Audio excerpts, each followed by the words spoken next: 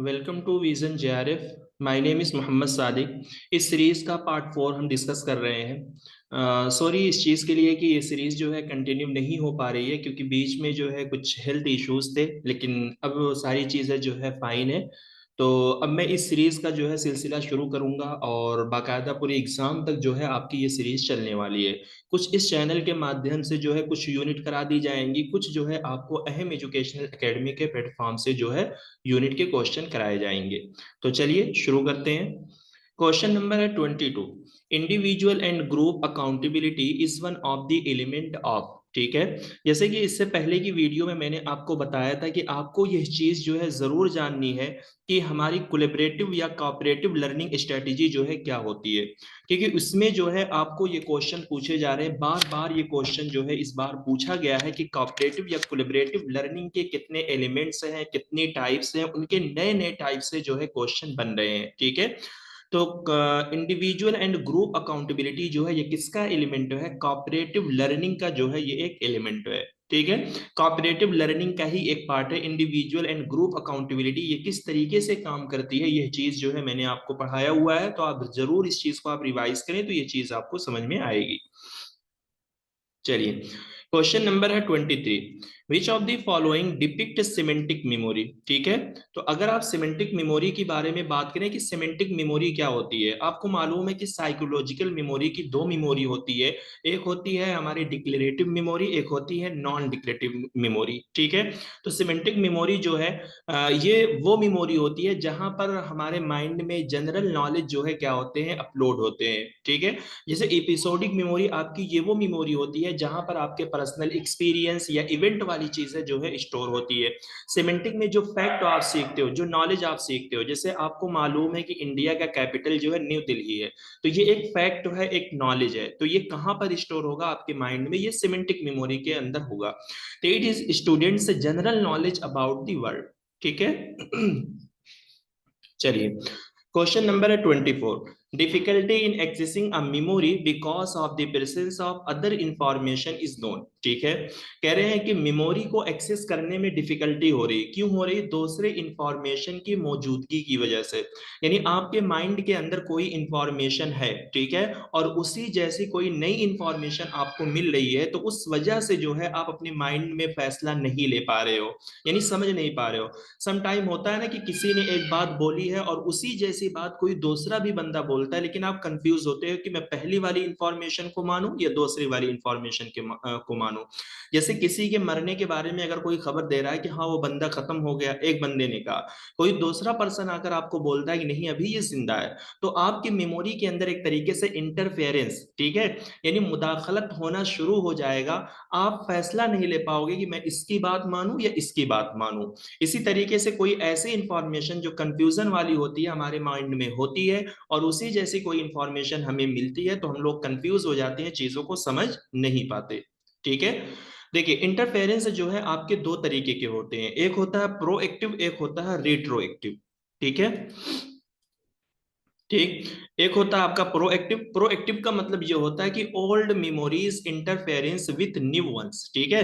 जैसे जब हमारे माइंड में कोई पुरानी इंफॉर्मेशन है और उसी से रिलेटेड कोई नई इंफॉर्मेशन हमें मिल जा रही है, तब हम जो है आपस में जब कंफ्यूज होते हैं, चीजें आपस में इंटरफेयर होने लगती हैं, तो ऐसी सिचुएशन को हम प्रोएक्टिव बोलते हैं। जैसे होता है ना कि बचपन से हमने सीख रखा था कि अगर 5 को 5 में आप मिला दोगे, ठीक है, 5 + 5 जो है वो 10 होता है। बचपन से हम ये चीज जानते हैं, लेकिन जब हम बड़े हुए किसी ने हमें बताया कि नहीं 5 + 5 जो होता है वो 12 होता है, 11 होता है। ये मैं आपको एक एग्जाम्पल दे रहा हूं, तब आप कंफ्यूज हो जाओगे, नहीं यार ये चीज कैसे हो सकती है कि जब 5 + 5 जो है 10 होता है, तो 5 + 5 कैसे 11 या 12 हो सकता है? तो जब पुरानी इंफॉर्मेशन के साथ कोई नई चीज आपको मिल जाए और दोनों में आप कंफ्यूजन क्रिएट कर पाओ, तो वो आपका प्रोएक्टिव होगा। रिट्रोएक्टिव क्या होता है कि जब ओल्ड वन के साथ कोई नई इंफॉर्मेशन, ठीक है, new memories interference with old ones, ठीक है, जब पुरानी के साथ जो है आपकी न्यू मेमोरी इंटरफेयर करती है, तो वो आपका हो जाएगा रेट्रोएक्टिव। चलिए, Which of the following are more suitable tool for creative interactive teaching and learning materials? देखिए ये चीज मैंने आपको डिटेल में पढ़ाई भी है क्लासरूम के अंदर, और मैं आपको बार बार बोलता हूं कि ये जो नए नए टूल और ये सॉफ्टवेयर से जो क्वेश्चन आते हैं कि कौन सा ऐसा सॉफ्टवेयर है या कौन सा ऐसा टूल है जिसको हम यूज करके टीचिंग लर्निंग में यूज कर सकते हैं, क्विज बना सकते हैं, ठीक है, इस तरीके की इन्वायरमेंट को हम क्रिएट कर सकते हैं पढ़ाने और लिखने के लिए। तो यहाँ पे आप देखोगे ये एक नया क्वेश्चन है, तो यहाँ पर जितनी भी टूल्स दिए गए हैं ABCD इन सबको जो है आप यूज कर सकते हो, ठीक है। All tool are use for creative interactive teaching and learning material. Genuinely है, लर्निंग गैप्स है, इंटर ठीक है, और H5P है, ठीक है, एजुकेशन प्ले है। तो इन सब को जो है आप जरूर नोट कर लें कि इनको जो है हम इस काम के लिए यूज कर सकते हैं। इनके बारे में कुछ ऐसा आपको डिटेल में नहीं जाना है बहुत ज्यादा, बस आप याद रखो क्योंकि जितना भी क्वेश्चन आप देखोगे प्रीवियस ईयर में 2 साल से इस तरीके के क्वेश्चन आ रहे हैं, सब में तकरीबन इसी तरीके के क्वेश्चन पूछे जाते हैं। तो बस फैक्ट आपको याद होना चाहिए कि कौन सा क्विज के लिए यूज होगा, कौन सा किस चीज के लिए यूज होता है।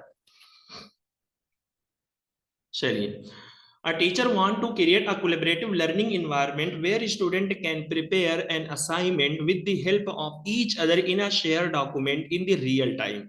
तो ठीक है, वो कौन सा मतलब यहाँ पे सॉफ्टवेयर है या वो कौन सा यहाँ पर टूल है जिसको हम यूज कर सकते हैं जहां पर एक कोलैबोरेटिव लर्निंग इन्वायरमेंट बना सकते हैं, जहां स्टूडेंट को जो है हम एक साथ असाइनमेंट शेयर कर सकते हैं और एक ही टाइम पे एक साथ मिलकर वो बच्चे जो है एक दूसरे के हेल्प से असाइनमेंट प्रिपेयर कर सकते हैं। तो आपको मालूम है पहले भी इससे क्वेश्चन आया है, पीवाईक्यूज, ये रिपीटेड है, गूगल डॉक्यूमेंट, ठीक है। ये एक ऐसा टूल है जिसको टीचर यूज कर सकता है, जहां पर बच्चों को कोलैबोरेट करवा सकता है, उनसे असाइनमेंट वगैरह रियल टाइम पे यानी लाइव होकर जो है फेस करवा सकता है, यानी एक साथ बच्चे जो है आपस में मिलजुल कर असाइनमेंट प्रिपेयर कर सकते हैं।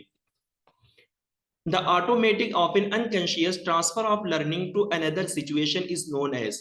आपको मालूम है कि जब आपकी वो लर्निंग यानी एक लर्निंग से मतलब एक सिचुएशन से दूसरी सिचुएशन पे आपकी लर्निंग जो है ट्रांसफर तो हो रही है, बट अनकॉन्शियस तरीके से हो रही है, यानी यहाँ पर आप जो लर्निंग को ट्रांसफर कर रहे हो, ट्रांसफर करने में बिल्कुल आप अपने दिमाग पे जोर नहीं डाल रहे हो, बल्कि ऑटोमेटिकली ये काम जो है हो जा रहा है। जैसे एग्जाम्पल के तौर पे आपने जो है 4 व्हीलर कोई भी गाड़ी आपने चला ली, ठीक है। आपको मालूम है कि अगर आपने जो है 4 व्हीलर कोई भी गाड़ी चला रही है तो आपके सामने किसी दूसरे मॉडल की या किसी दूसरे कंपनी की जो है गाड़ी 4 व्हीलर दी जाती है, तब आपको वहां पर सोचना नहीं पड़ता, कुछ भी करना नहीं पड़ता, बल्कि डायरेक्टली जो है आप चला ले रहे हो, ठीक है। जैसे अल्टो क्या है, एक 4 व्हीलर गाड़ी होती है, ठीक है, बिल्कुल आप बोल सकते हो कि लो क्वालिटी की होती है, तो बस 4 व्हीलर होती है। आपने अल्टो कंपनी की जो है गाड़ी चलाई, अब किसी ने आपको जो है सुजुकी कंपनी की दे दिया, इनोवा को किसी ने आपको दे दिया, एर्टिगा किसी ने आपको दे दिया, तो ये जो अलग अलग कंपनी के अलग अलग मॉडल्स की जो 4 व्हीलर में गाड़ियां हैं, आप सबको चला ले पा रहे हो, ठीक है। तो यही है कि एक सिचुएशन से दूसरी सिचुएशन पे यानी किसी पहली गाड़ी को आपने सीखा था उसी बेस पे हर तरीके की गाड़ियों को जो है आप चला ले रहे हो। तो ये है आपका अनकॉन्शियस ट्रांसफर ऑफ लर्निंग, क्योंकि यहां पर जो है आपको मेहनत या सोचने या समझने की बहुत ज्यादा जरूरत नहीं पड़ रही है।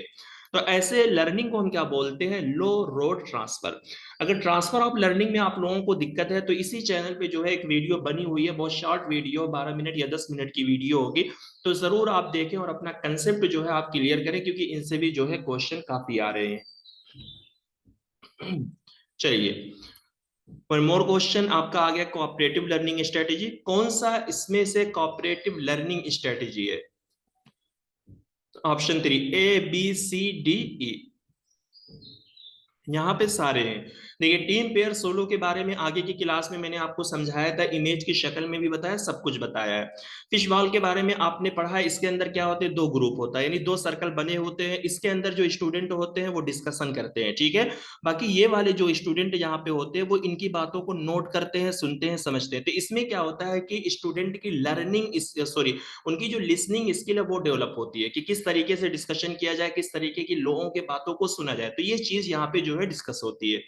थिंक पेयर शेयर, ये भी मैंने आपको बताया है। जिक्सा, जिक्सा में क्या होता है कि स्टूडेंट का एक ग्रुप बना दिया जाता है और उनको एक प्रोजेक्ट दिया जाता है, तो उस प्रोजेक्ट के अंदर जितने भी पार्ट्स होते हैं तो हर पार्ट पे उस ग्रुप के स्टूडेंट काम करते हैं, फिर सारे कामों को आपस में मिलाकर जमा करते हैं और उसको एज अ प्रोजेक्ट पेश करते हैं। Number heads together. ये एक नई चीज है जो मैं आपको यहाँ पे समझाऊंगा। जितनी भी चीजें मैंने आपको पढ़ाई हुई है या फिर क्वेश्चन के जरिए मैं आपको बता रहा हूँ, उनको मैं यहाँ पे रिपीट नहीं कर रहा हूँ। तो नंबर हेड टुगेदर ये क्या होता है? देखिए, is a cooperative learning strategy where student are assign number within small group and collaborate to answer question post by a teacher. देखिए, सबसे पहले क्या है कि यहाँ पर भी स्टूडेंट का एक स्मॉल ग्रुप बनाया जाता है, ठीक है, और टीचर के जरिए कुछ क्वेश्चन दिए जाते हैं और उन क्वेश्चन पे स्टूडेंट जो है कोलैबोरेट करते हैं, यानी मिलजुल कर उस क्वेश्चन का सॉल्यूशन निकालते हैं। लेकिन ये होता कैसे है?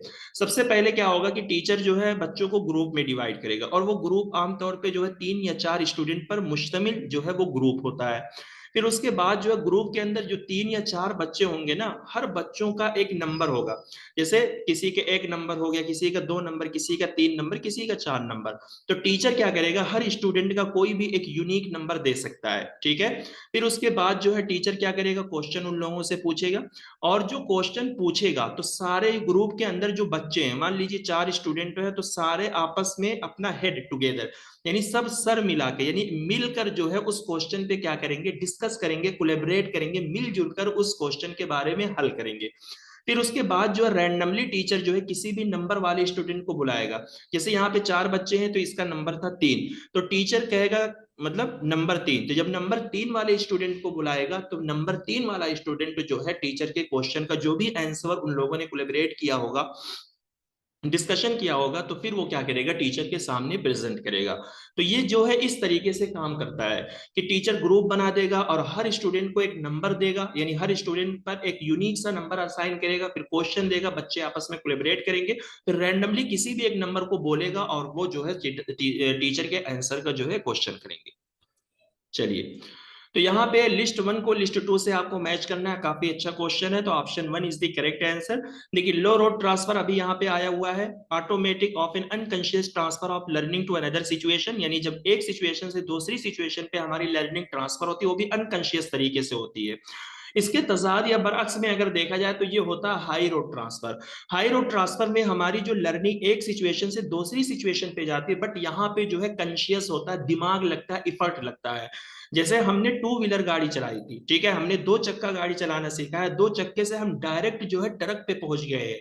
हम 10 टायरा 12 टायरा जो है ट्रक को हम चला रहे हैं।